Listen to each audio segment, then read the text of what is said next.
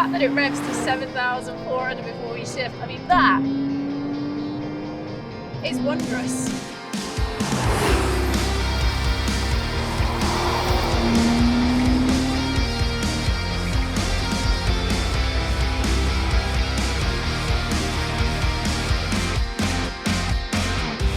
Hello everybody and welcome to Future Classics. My name's Becky Evans and today we're down in Stratford-upon-Avon where I've got something lightweight and very special for you.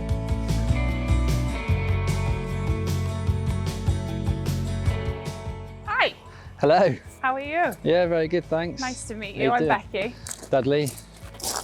Finally to meet you here in my local. Yeah, is this your local? It is my local, yeah. This is my little local car meet. This is my Wednesday and Thursday evenings. It's a great little car spot. And you've picked a perfect spot to park your car at. So, a Cayman R. You know, I've heard a lot about these cars. Yeah. Because apparently they're the most purest driving experience. They're good. I think if you're, for this kind of footprint, yeah, for Porsches, it's up there, I think. In this price bracket as well. This side of a GT3, I don't think there's much to get that close to it. Now, I'm a big Porsche person, so we always talk about like Caymans, 911s, but I think that the Cayman has something special. What made you get with this car? Well, yeah, I mean, you say Porsche, everyone says 911, don't they? But I've been in Carreras and they look, don't get me wrong, it's like a pebble, isn't it? Everything just scooped around, it looks beautiful. It's very like, rounded. It's a pretty car. Yeah, but I mean, with the Cayman, the engine's right behind your head, and the 911 it's switched around the other way, and it's a bit further away. So a bit further back, yeah. You get a bit more intake noise in these, and I think this side of a GT3, this handles better than a 911, so that's what drew me to it. Yeah? Yeah, that kind of analog blend of rawness and newness. I think it's good. So what made you buy this particular car, Dudley? So I looked at a few, and there's quite a mix, and they're quite option sensitive as well. So, for me, I had to have one with the carbon buckets. It's like 20 something kilos saving. Yeah. I had to have the wheels. Yep. Because a set is a good 10 kilos lighter than any other 19, so all that unsprung mass. So I had to have the wheels, had to have the seats, had to have manual. And then from there, it was just kind of what colour do I want, and then mileage. I actually don't mind cars being used. This is done, I think it's average 4,000 a year. That's Isn't good. too much, but you can buy some that are only on 20k, so like 60k now. So that kind of mid of the price bracket I was looking at. And then this one was 4 miles from my house. Yeah, we went out and it was like, yeah, this is the one. And I saw the guards red and I thought, yeah. But what I do enjoy about these is your seating position. Yeah. You feel so huddled in the car. How's the height for you? It's not too bad, but even though this is like a 2010 car, 2011? Yeah, 2011, yeah. 2011, they still feel really modern inside. Like these are the absolute future classics for the Cayman.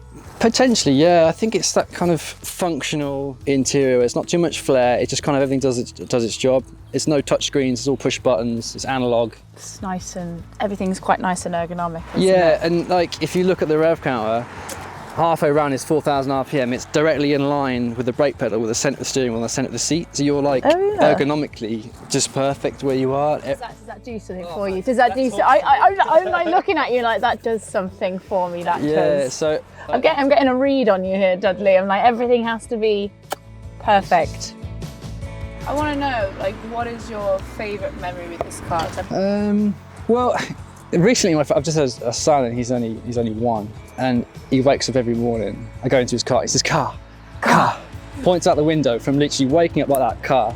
And I have to take him downstairs, and he points out the front window. And he points at this, and I go and open the door. And he sits in it, and he drives it. This is every morning. That's beautiful. I tell you what, when he starts drawing, he'll be drawing a red car like the rest of us. Oh, maybe, yeah. Let's go take it out for a drive. I'm intrigued to see. We've got a beautiful day, and these roads around here, let me tell you, yeah, they're good fun. So the thing about the Cayman R is the fact that it's supposed to be the lightweight option to the Cayman S. So when they brought it out, its main punchline, its selling point was that it's 55 kgs lighter than the Cayman S. But there was a caveat to that, in that, like you said, it's very spec sensitive. So I can see here, you have the radio in and the AC. And that was one of the things that they stipulated was going to get you that weight saving. Yeah, so I'm 40 kilos lighter than optimal. I think the radio was 3 kilos and aircon was 12. Yeah. But for me, I wanted everyday use, so radio with Bluetooth, to speak to the wife on the phone, and then air conditioning for not sweating in summer and not steaming up in winter. It's something I wanted. Well, that makes it a lot more usable, doesn't it? Because like some people might buy these as a weekend toy, which I can totally get, because you're going to take it to your track days and you have your conversations in the car, and you can still have all that usability. Yeah. But if you want to just take it out and go for a lovely drive like we are right now. Yeah, for me the important thing was the seats. I think that's the biggest weight. I think it's over 20 kilos, something like 25 kilos. So for me, I had to have the seats, because again, if you want to, I'm sorry, you can't buy a car like this and not have the carbon bucket seats. I know there is a argument for the comfort seats and things, but I'm very much wings, stickers, carbon bucket seats. Well, R stands for race, so you can't have an R without race seats. There you go. When I had bought the car, I put it on the ramp, we checked it, and the rear the rear cam was set to minus 1.8. The front was about half a degree, which is pretty much what you would usually get, and it pushed too much. Yeah. Even with a lot of trail braking, it just still didn't quite want to tuck the nose as much as I want. My desire is to have a slightly oversteery car. Yeah. So probably not as bad as not some people. A tiny bit more nervous at the front, so it sort of nips in. Yeah. So I found with the front on these, they're slotted top mounts, so you can lean the front in, and you get about 1.6. I've got 2 on the back, and that's an ideal world. I probably want 2 and 2, or maybe just a touch more on the front. But it's good enough. Now with a bit of trail braking, you can get the nose in quite nicely. It's quite satisfying, isn't it? As you're moving through the gears there, like you get quite a good bit of intake. Yeah. Oh, it's just nice bit of intake noise. Yeah. We forget how, like you say, analog a lot of these cars from this era are. We're inundated with buttons and touchscreens, and there's just so much going on in cars now. So when you do get into something like this, the simplicity of it. Yeah, I think that's one of its strong points, is its blend of rawness and comfort. Like when we can go away with my wife, we can go away for the weekend, and she's perfectly happy sat there. Yeah, I can rip up some B roads, go on a track day, and once you start getting the revs into the higher echelons, you get that intake roar. Yeah. And you really feel like you're a bit more of a race car. So this car itself, on paper, it's about 325, 330. Yeah, I think they say 330 PS. I think Porsche generally quite conservative output, but it feels every bit of that. But good, it's got good torque. Yeah, it's not.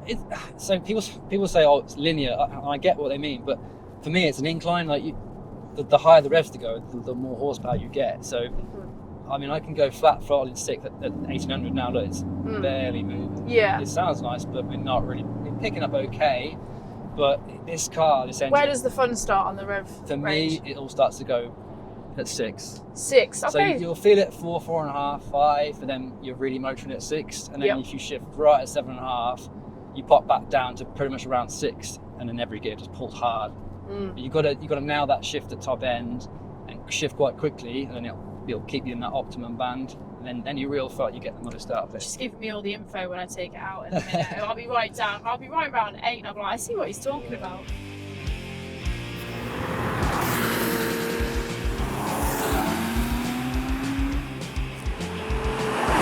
Now, I was really excited to get behind the wheel of this Cayman R, because after going out in it with Dudley, I can tell how much he loves it. I mean, this man is all about statistics, numbers, figures, all of it. And that's what makes this car so interesting to me, because on paper, the Cayman S itself was brilliant, but when they brought the R out, it was sold as its sexier, lightweight little cousin. Now, this is actually supposed to be 55 kgs lighter, but slight caveat to that is the fact that, if you do end up having the aircon and the audio system in here, you do lose a bit of the weight savings. Because, I mean, if I was going to buy one of these, I would really want to go with the audio and also the aircon, because it makes the car an everyday driver. But the thing about the Caymans are, they are actually really special. I mean, lots of people talk about the comparison between the 911s, but this little 3.4 litre 6-cylinder, it's got great performance. I mean, it's 325 brake with 273 foot-pounds of torque. That gives you a 0 to 60 in 5 seconds. But if you do have the PDK, it will give you 4.7 seconds. But depends on how good you are on the shifts. I'd like to think if you spend a bit of time in this car, you really get to know it. Now, one of the things that I am enjoying is you have so much intake noise from the back here. You're sat right in front of the engine because it is a mid-engine car. So when you do put your foot down, that is absolutely lovely. It's got a really satisfying drive personality. I'm really enjoying this. I've been going around these roads. I mean, we're in Stratford-upon-Avon at the moment, and it has beautiful, long, winding country roads where you can really get to know a car. I always believe there is a sweet spot with cars like this, that once you go just over 400 brake, the most fun you can have in a car like this is in first, second and third gear. And this is most satisfying. This has also got hydraulic steering in it, which as I was going around the corners, it feels really nimble and agile. When you turn in, it's just lovely and pointed. I like the fact that he's got the bucket seats in here as well. I mean, this car has actually got a fixed rear spoiler on it, and it's got the Porsche stickers and the carbon bucket seats. Now, the spoiler itself does actually give you 40% more downforce, but the sticker might not add much horsepower, but in my mind, it definitely does. And you always, when you've got the carbon bucket seats in there, you just feel like you're in a bit of a race car. I love these as well. The door handle pulls are just a special little addition to all of it. And what made this car lighter was the fact that it had the aluminium door skins. It also had the 19-inch spider wheels. And as I said before, if you did the radio delete and the aircon delete, you do get your 55 kg savings. But to be honest, it doesn't make that much of a difference. If I was going to go for the option of having the radio and the aircon, you're still 40 kgs. They managed to squeeze another 9 brake horsepower out of the 3.4 litres. So I think that the differences probably between the Cayman S and the R are minimal, but is it enjoyable to drive? Well, I'd say so. Listen to that pulling, and you're just running through the gears. I think this car does put a big smile on your face, and I can really tell why Dudley enjoys it. He's a guy who knows his cars down to the very inch, and this car does everything for him. You can either have something which is super fast, or you can have something which is really good at handling on track. He uses the example of you can have a Caterham, or you could then have an R8, speed or agility. This does everything to a really nice level. Now, at the time when these came out, they were around £51,000. At the moment, they're around £24,000. That's more of a high mileage one, and they're very spec sensitive. So you need to be careful which one you buy.